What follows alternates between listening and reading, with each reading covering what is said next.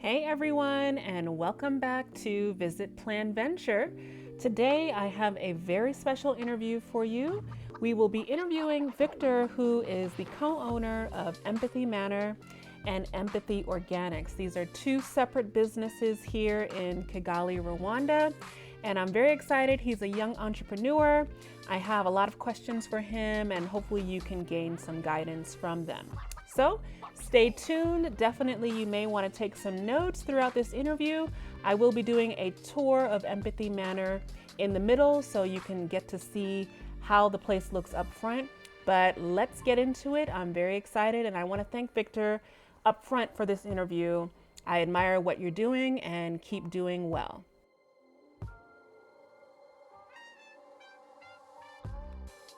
So today we are here with Victor, and he is the owner of Empathy Manor and Empathy Organics. So can you kindly introduce yourself?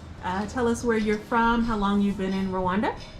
Okay, my name is Victor and I'm Nigerian, and it's been almost 2 years in Rwanda.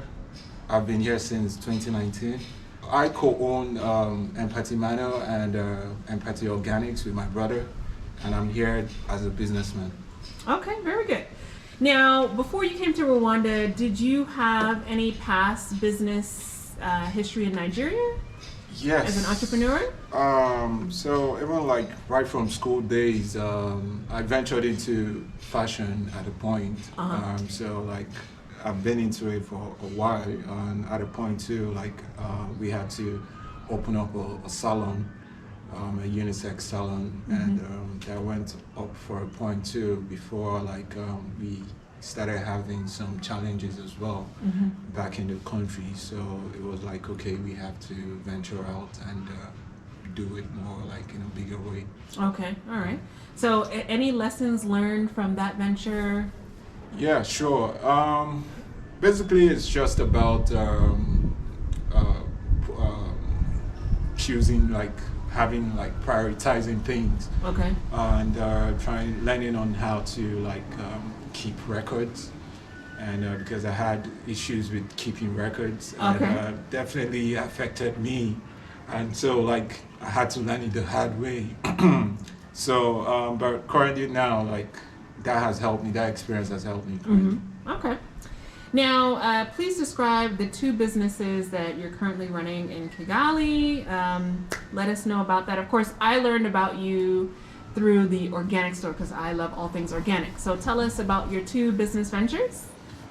Okay, firstly, we have two business ventures down here, which is a bed and breakfast and a grocery store that deals with your normal grocery items and other organic items as well.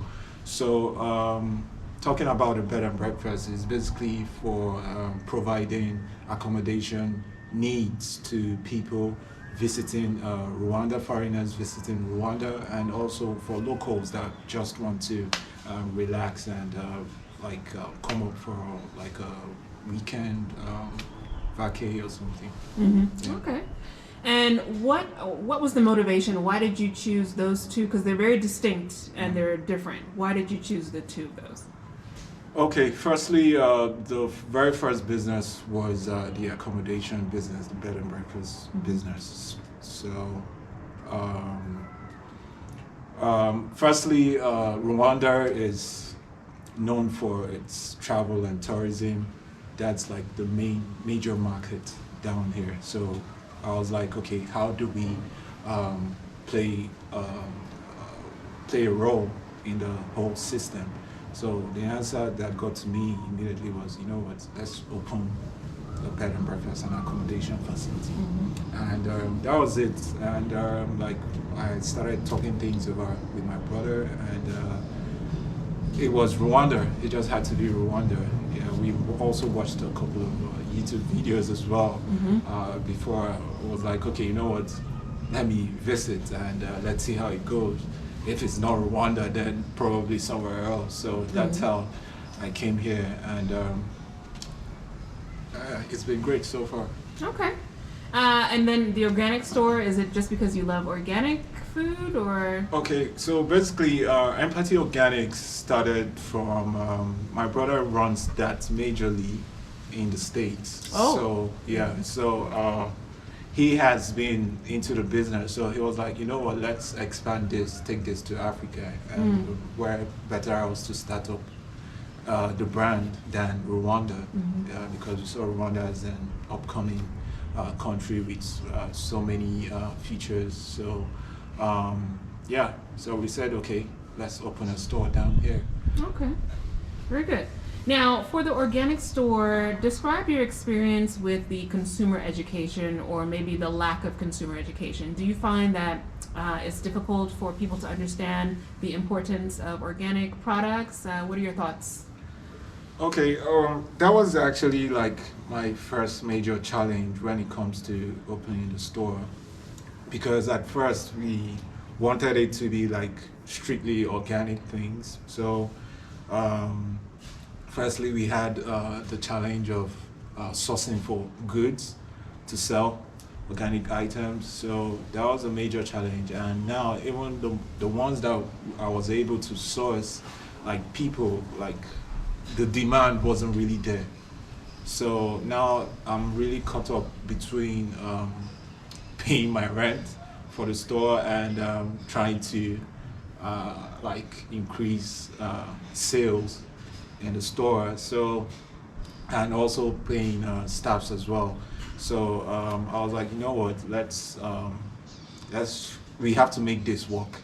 Yeah, no matter what. So I just decided, you know what, like, bro, we have to expand this to like the full market. Whatever people need, let's give it to them. So, but yes, we do the organic thing, but like, let's just listen to people and give them what they need. So, and also we opened it in a particular location that was really into like the demand for things there was like on a type of way. So so we ever since we made the decision to like sell like general items, like we noticed that we had an increase in sale.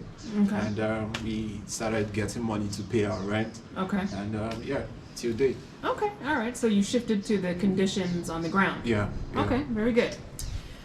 For the Airbnb, describe what measures you've taken for the safety and well-being of your customers during COVID.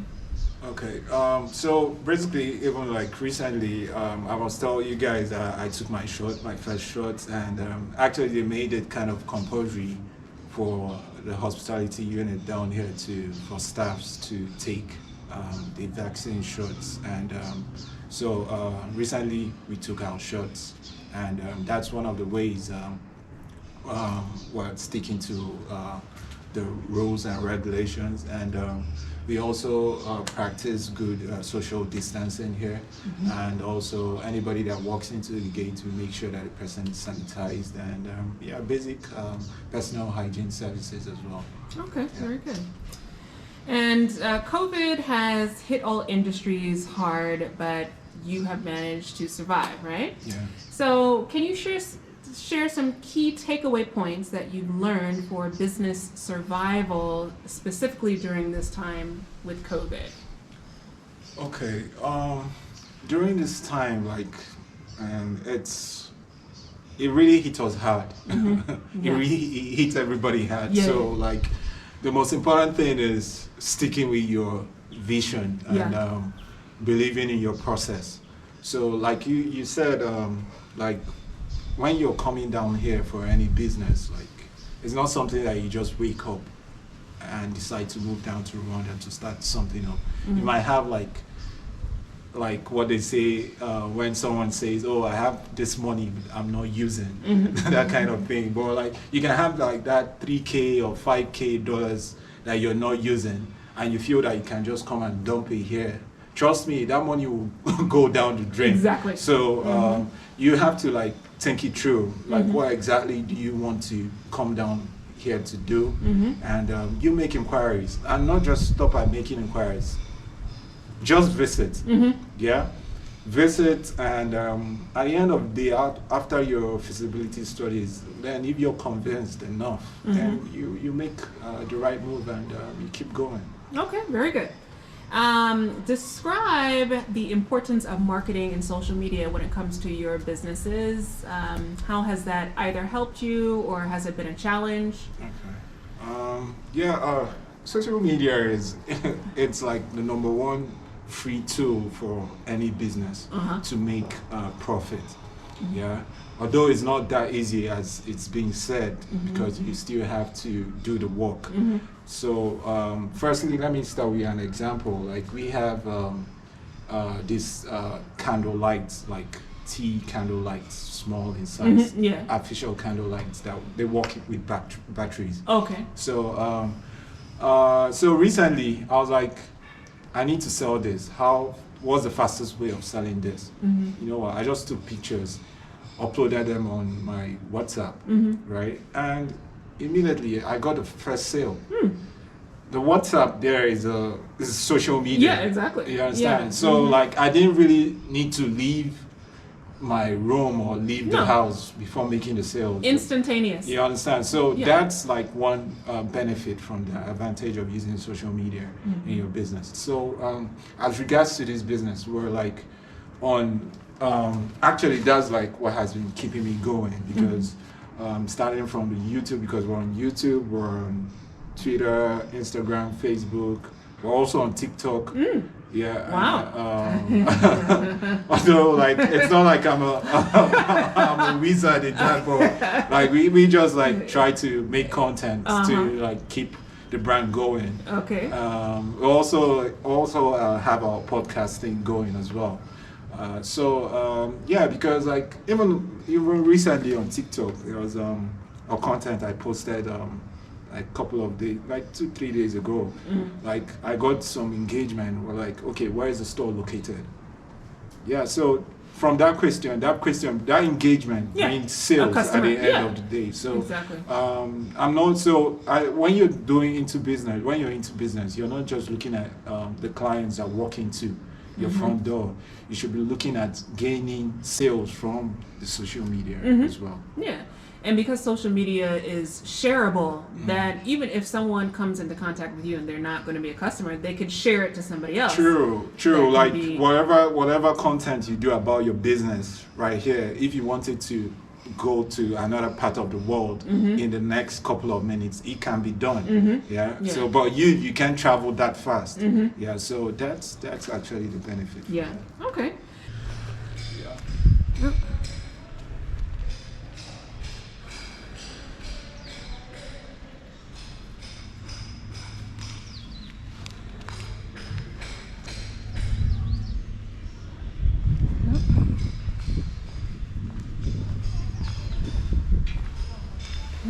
So you're officially welcome. Thank you.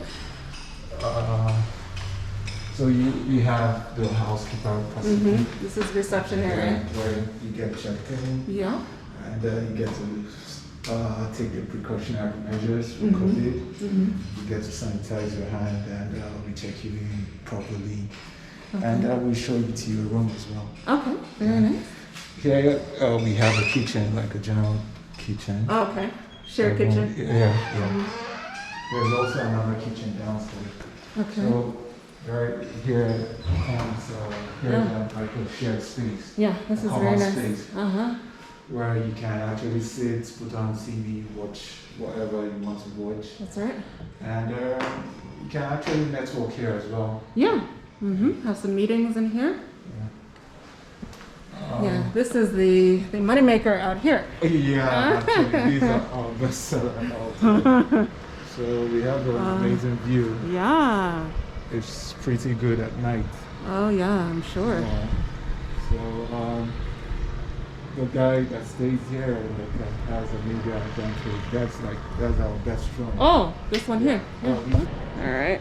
And then down here is like the lounge area. Yeah, probably people like sitting out there in the evening, just having a couple of drinks. Okay. We also do the barbecue thing too. So if you really want it as a guest, or you should just ask, and we set it up for you. Okay, very nice. Oh, beautiful. Yeah. That's why I moved here, is for the views. And having new neighbors too. Oh. Yeah. Most of them will do. They're constructing here. Okay. Are there any rooms that we could look at that are empty? Sure, Okay. sure. So let's start with this one here. So we have this room.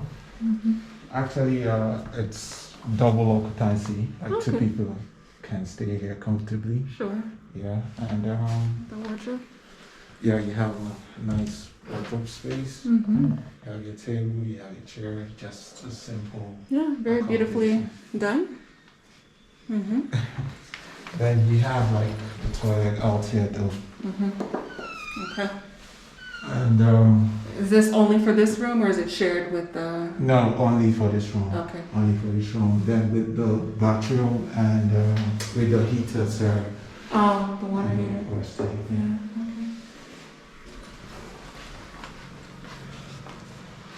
Okay. Okay. So let's go to our best seller, so to say. Oh, We're trying to upgrade things here with time. okay. Mm-hmm. That's the bathroom. Bathroom, space, no. okay. Nice tub. Oh, There's a lot of space in this one. Yeah. Okay. Yeah, very big wardrobe. Yeah. Mm-hmm. For the ladies though, they like that. Oh, for the ladies. To get extra space. Some men have a lot of clothes too. At times. At times. Yeah.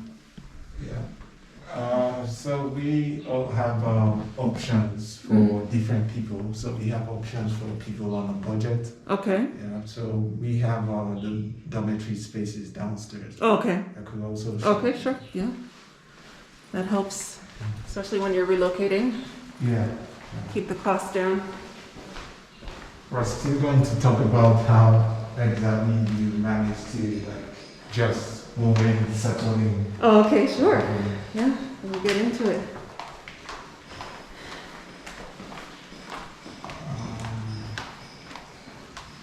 So we have.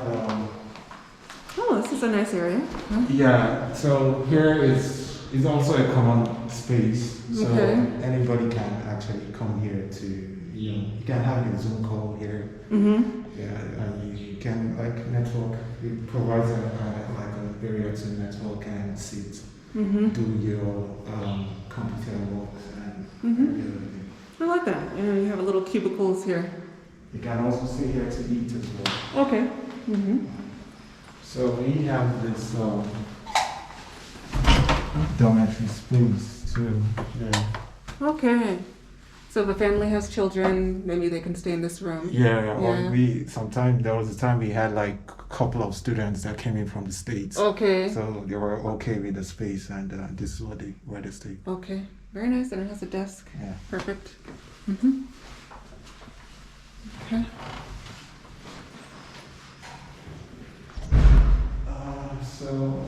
We also have a dormitory space there. Okay. in the same room. Mm-hmm. So how many rooms are here total? So we have 8 rooms on sale. Okay.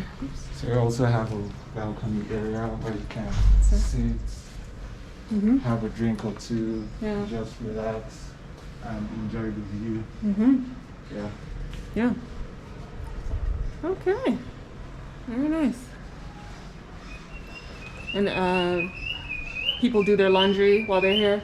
Yes, you can do your laundry or we can do it for you on charges, extra charges though. Okay. We have a laundry machine where we use to do laundry. Okay. And we also wash manually Okay. and we air dry. Okay. Perfect. Yeah, that's very nice, Victor. Now, what do you think the outlook will be for a bed and breakfast, specifically here in Rwanda, post-COVID? I was watching a video of yours. I thought it was very, very informational. You mentioned things like privacy is key, investing in maybe tiny home as an alternative, revenue share. Can you talk about some of those Okay. points? Yeah. So that video was basically about trying to my thoughts about like bed and breakfast business post COVID, and trying to also give out some points to other people in the business as well. So when talking about the privacy thing, so it's basically for like the bed and breakfast um, business, like it's more private. So when you like, for instance, like you have a guest coming in, he chooses bed and breakfast than a hotel. It's more like it helps in a way because it curtails down the spread of COVID.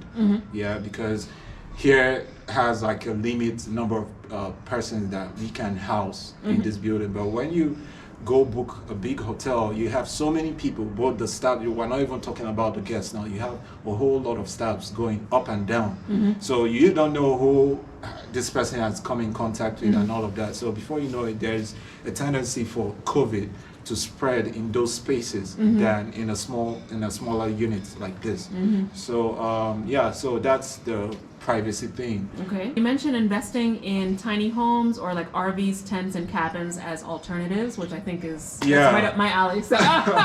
Okay, so investing in cabins or RVs, so it's not something that is seen down here in Rwanda, but I must say it's something that people should also look into, because definitely the market, it's all about starting. You understand? Because you can never say that it won't work, because imagine if you're the first person to do that. Yeah, so the government even would support you in a way. So it's also tends to having like your privacy too.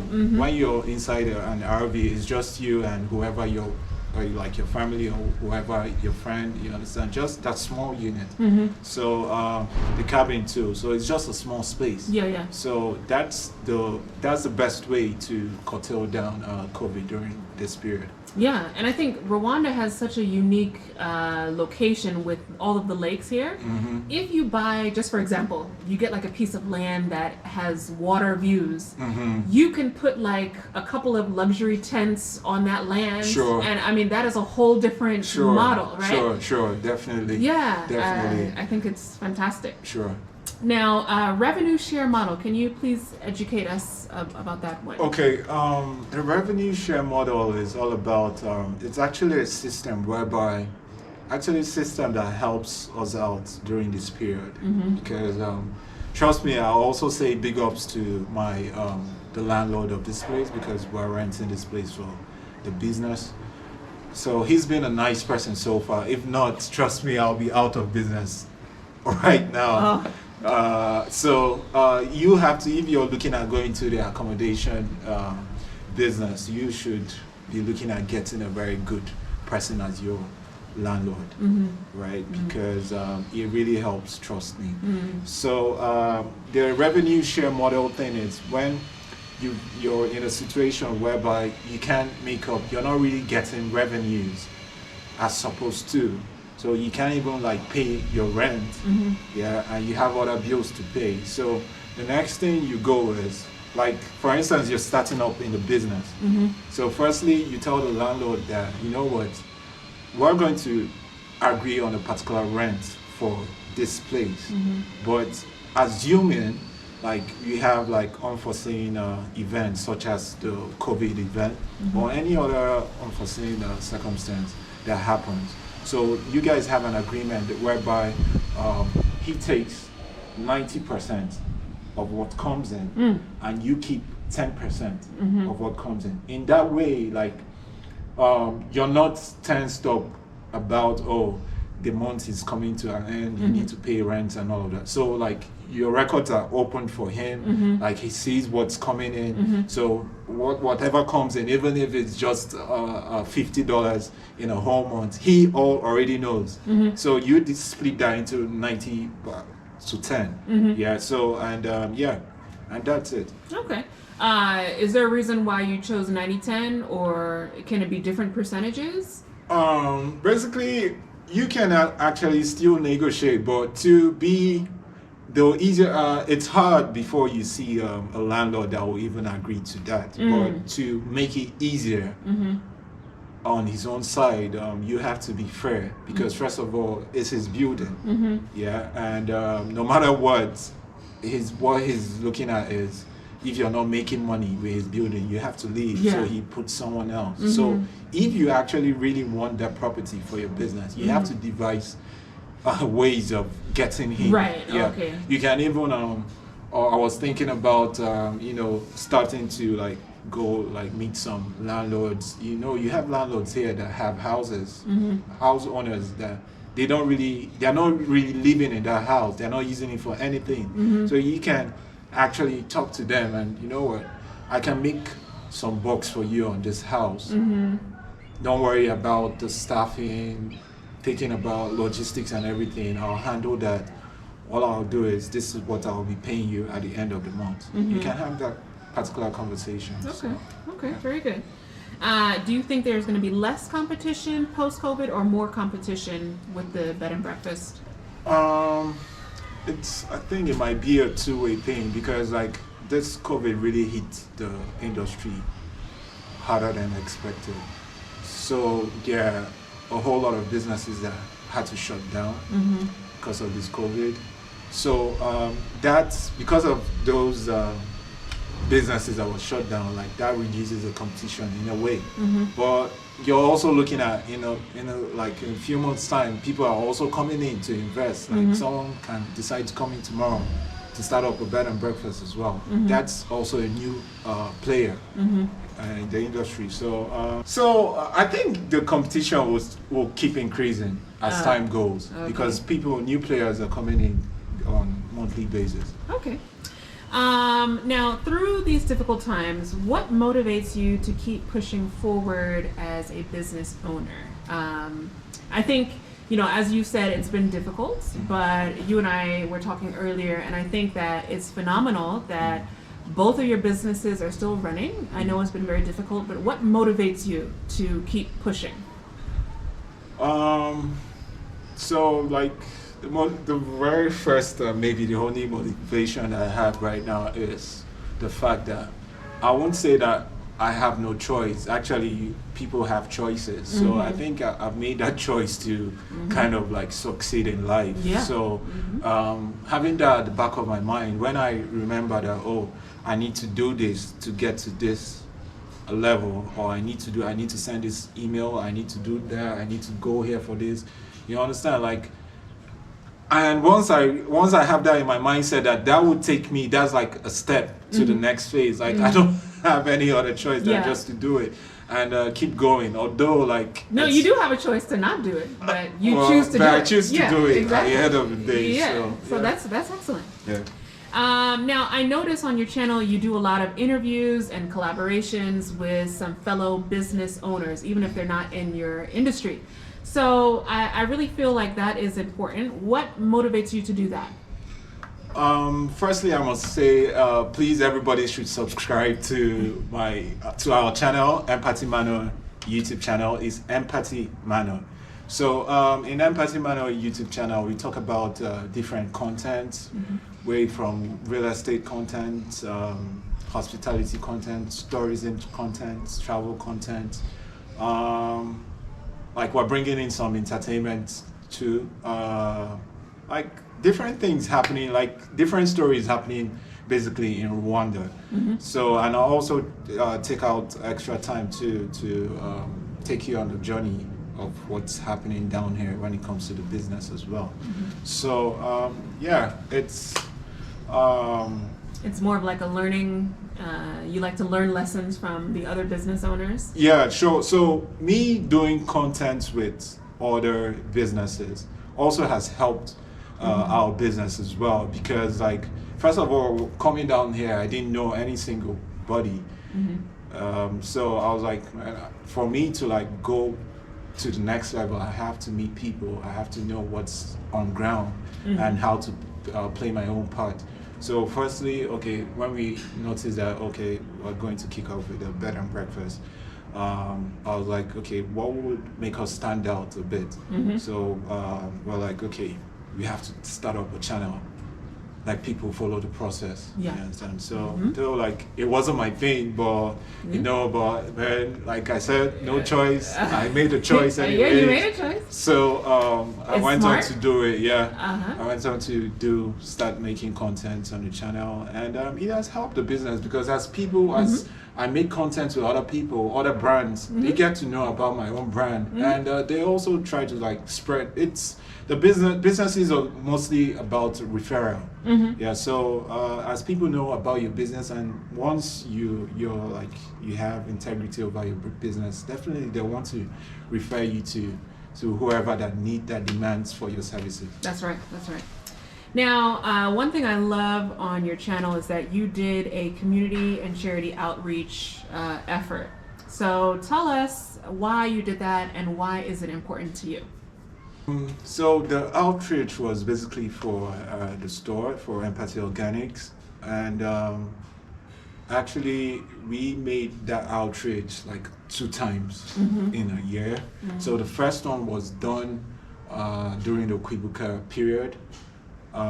So the aim of that is just to basically connect with the people down here with the local, because if you really want to, there's no doubt, if you really want your business to like be heard in the country, you just have to connect with the people. Yeah, you have to see things through their eyes. That's where the name empathy comes in. So I like that. so we decided, you know what, let's reach out to people, bereaved people during this time, and we got in contact with a particular district in town, with the head of the district, and we visited homes of people that were affected by the past genocide. So yeah, so we decided, after then we decided to make it like a 2-time thing every year. So the next time we're looking at doing something by December. Okay. Yeah, like a Christmas time to like, you know, it's a festive time to like marry around with the locals as well. That's right. Yeah. That's by the way, most young entrepreneurs, they tend to neglect that aspect. So I love that you're focused on that. Thank That you. is very Thank good. you so much. Where would you like to see your business in the next 5 years, you think?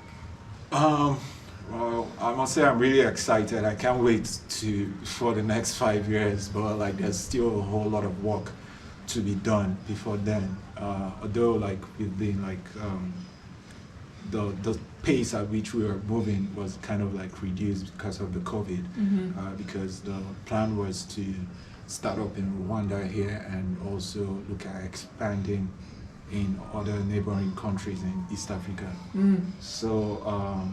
So we're looking at taking it, since we've been humbled by COVID, so we're looking at taking it like bit by bit till everything goes up again, goes back to normal. So firstly, we're looking at replicating what we've started here, like 2 times in Rwanda. Yeah, maybe it might not be in Kigali, or it might still be in Kigali. So after doing that, then we'll also be looking at moving out of Rwanda to expand. All right, very good. Final thoughts to any young business owners out there, especially during these tough times, and any motivational thoughts? I'm not a motivational speaker though, but I just be myself and work towards my own thing. Any thoughts? Any thoughts? So I'll say, because I even say this to myself, right? Just be focused and do the dirty work. Do the dirty work, because you have, especially the people, the young ones of this current generation right now, like they just want everything easy for them. Yeah, so, but it doesn't work that way. No. At a point, you have to, like, you know, put your hands into like the trash and do the dirty work. So yeah, be ready, be focused, and also believe in God as well. That's true. Yeah, everything will come true. Very good. And trust your process. All right. Thank you so much, Victor. Can you please remind us of where they can connect with you if they're interested in following you on social media or visiting your wonderful bed and breakfast? Okay. Oh, so firstly, you can book us. We have a website. So it's either if you don't want to go to, I won't even advise you to go to the booking platform like your Airbnb or Booking.com. You can actually book us on www.empathymanor.org. And yeah, that's the website. You can also see what we're doing on YouTube with the name Empathy Manor. You can also visit us on Twitter. You can also visit us on Instagram. Instagram is Empathy Manor _official. So we have amazing content for you guys. Please subscribe to my channel and stay locked in. Yes, and we will list all the channel information below. All right, thank you so much. Thank you too. So guys, that is the full interview. Thanks so much for tuning in. Please do not forget to share, subscribe, comment, and definitely like the video. Subscribe to his channels separately, which is Empathy Organics and Empathy Manor. And we look forward to any feedback and comments that you have down below. All right, everyone have a blessed day. I'll see you in the next video. Bye.